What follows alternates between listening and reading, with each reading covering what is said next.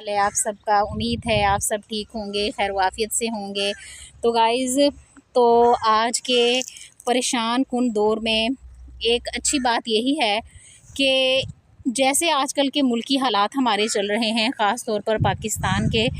तो हर घर में कहीं ना कहीं कोई जो है परेशानी चल रही है। हमारे इर्द गिर्द जो हम अपने नज़र दौड़ाएं तो हमें बहुत से लोग जो है वो परेशान नज़र आते हैं। तो हमें चाहिए कि हम अपने दोस्त अहबाब जो हैं, हम उनकी परेशानियों को जो है वो सुने, उन्हें डिस्कस करें, और जहाँ तक हमसे मुमकिन हो सके हमें अपने बहन भाइयों की, हमें अपने दोस्त अहबाब की जो है वो हेल्प करनी चाहिए, ताकि हम, क्योंकि जो अल्फाज होते हैं ना वो किसी को बड़ा सहारे का काम करते हैं। अगर हम किसी को वैसे सहारा नहीं दे सकते हैं तो हमें चाहिए कि हम किसी को अपने अल्फाज के ज़रिए, अपने खूबसूरत अल्फाज के ज़रिए हम उसे सहारा दे सकें, उसके दिल को तसल्ली दे सकें, उसके दिल की हम ढारस बंधा सकें, क्योंकि अल्फाज में बहुत ताकत होती है।